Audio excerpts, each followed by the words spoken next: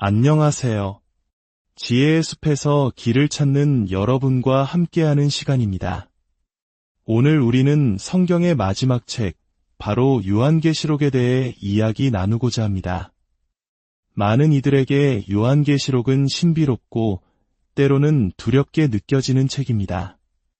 마지막 때, 심판, 그리고 알 수 없는 상징들로 가득 차 있어 섣불리 펼치기 어려운 책으로 여겨지곤 하죠.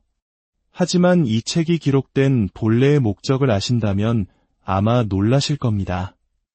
요한계시록은 사실 핍박받던 초대교회 성도들에게 이 세상 그 어떤 책보다도 가장 큰 위로와 격려를 주기 위해 쓰였습니다. 또한 모든 세대의 신앙인들에게 가장 실제적인 삶의 지침을 제공하기 위한 책이기도 합니다. 이 메시지가 여러분의 마음에 큰 울림과 평안을 주기를 소망합니다. 만약 오늘 이야기가 여러분에게 은혜가 된다면 이 귀한 말씀을 주변 분들과 함께 나누어 주십시오. 여러분의 구독과 공유는 저희가 이 사역을 계속해 나가는데 큰 힘이 되며 더 많은 영혼에게 하나님의 사랑을 전하는 귀한 통로가 될 것입니다. 이 채널을 통해 여러분의 믿음이 더욱 깊어지기를, 그리고 여러분의 삶에 하나님의 축복이 늘 함께 하시기를 기도합니다. 그렇다면 왜 우리는 요한계시록을 이토록 어렵게 느끼는 것일까요? 여러 이유가 있겠지만 가장 큰 이유는 우리가 구약 성경에 익숙하지 않기 때문입니다. 요한계시록은 신약의 다른 어떤 책보다도 구약 성경을 많이 인용하고 그 배경을 바탕으로 하고 있습니다. 사실상 구약의 거의 모든 책에서 직간접적으로 내용을 가져옵니다. 그렇기에 구약이라는 거대한 숲을 이해하지 못하면 계시록이라는 나무의 참된 의미를 파악하기 어려운 것이죠. 요한계시록을 이해하는 또 하나의 중요한 열쇠는 바로 숫자와 상징에 있습니다. 오늘 우리가 함께 살펴볼 본문에도 중요한 숫자들의 의미가 담겨 있습니다. 이 숫자들의 상징을 이해하면 계시록의 메시지가 훨씬 명확하게 다가올 것입니다. 가장 먼저 숫자 3이 있습니다. 이는 명백히 성부, 성자, 성령 삼위일체 하나님을 상징하는 숫자입니다. 동시에 요한계시록 전체를 관통하는 중요한 리듬이기도 합니다. 마치 왈츠의 하나, 둘, 셋 박자처럼 계시록의 많은 구절이 세 부분으로 나뉘어 반복되는 것을 발견할 수 있습니다. 숫자 4는 땅, 즉 하나님이 창조하신 세상을 상징합니다. 땅의 네 모퉁이, 네 바람, 네 생물과 같은 표현들이 이를 보여줍니다. 모든 족속과 방언과 백성과 나라에서 구원받은 무리를 묘사할 때도 이 사의 개념이 사용됩니다. 그리고 가장 유명한 숫자 7이 있습니다.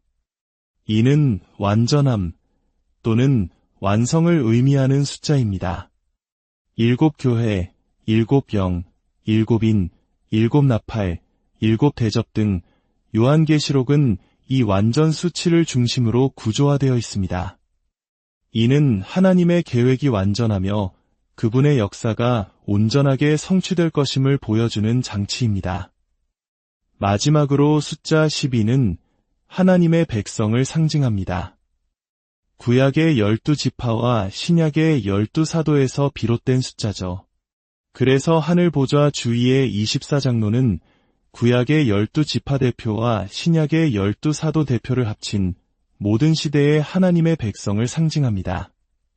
14만 4천 명이라는 숫자 역시 12 곱하기 12, 즉 구약과 신약의 모든 하나님의 백성의 충만함을 의미하는 천을 곱한 상징적인 숫자로 셀 수 없이 많은 하나님의 백성 전체를 가리키는 표현입니다. 이러한 배경 지식을 가지고 오늘 본문인 요한계시록 1장 4절에서 6절 말씀을 통해 우리가 예수 그리스도를 예배해야 하는지, 그분이 우리의 경배를 받기에 합당하신 분인지 깊이 묵상해 보고자 합니다.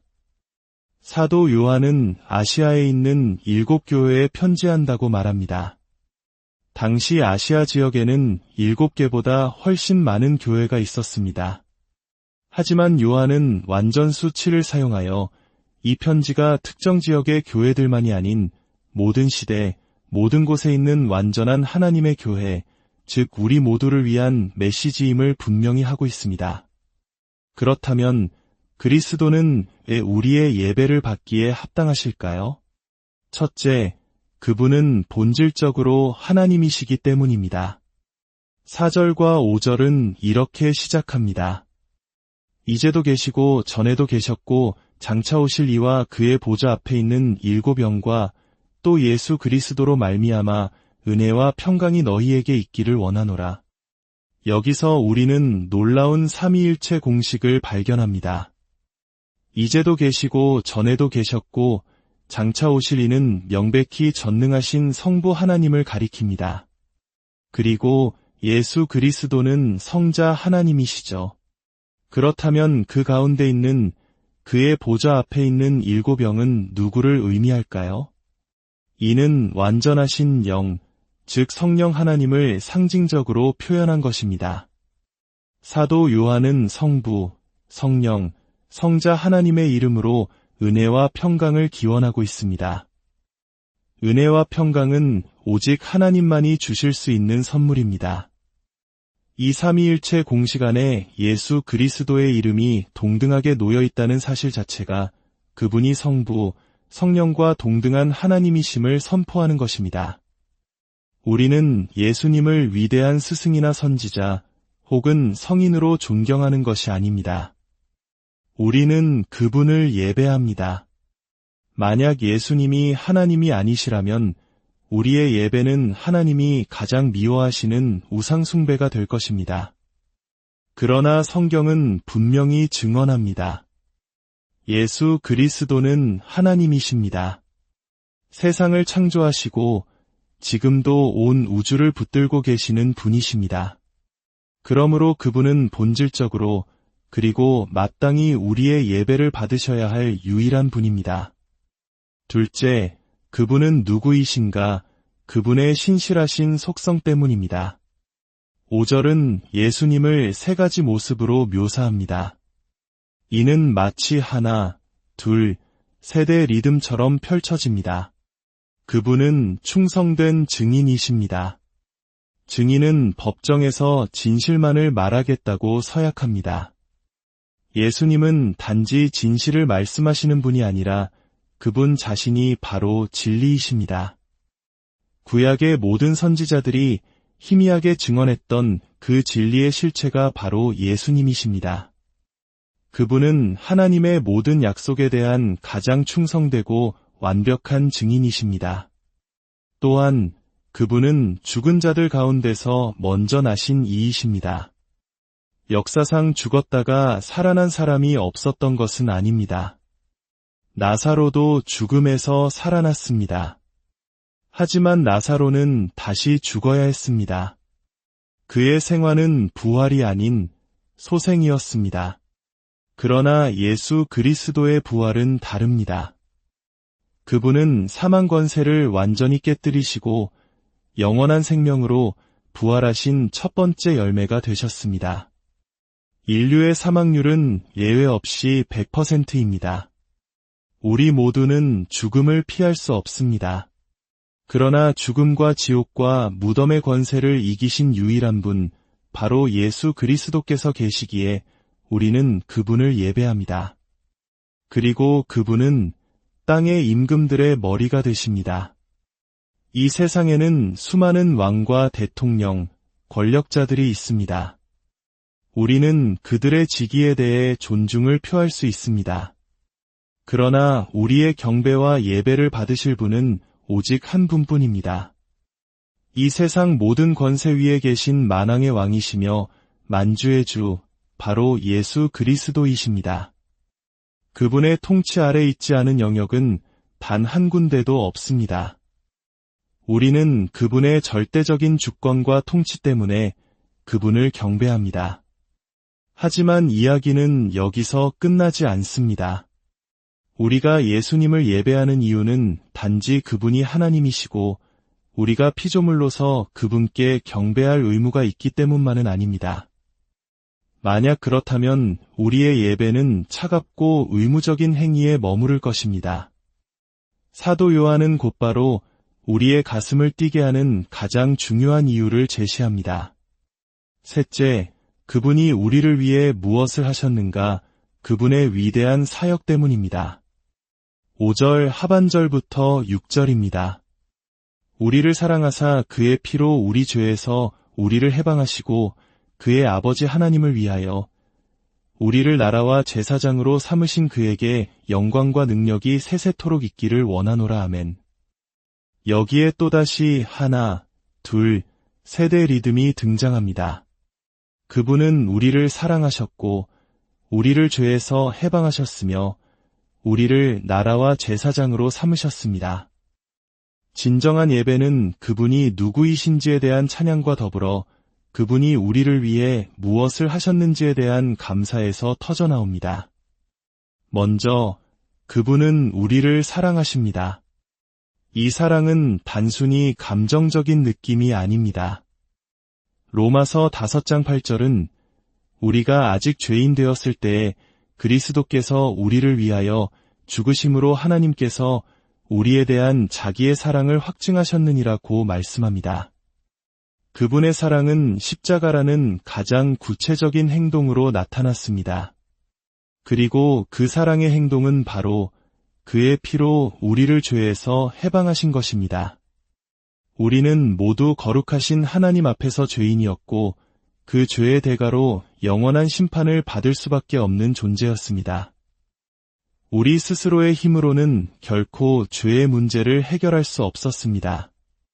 그 어떤 인간도 심지어 아브라함이나 모세, 다윗과 같은 위대한 믿음의 영웅들조차도 우리를 구원할 수 없었습니다.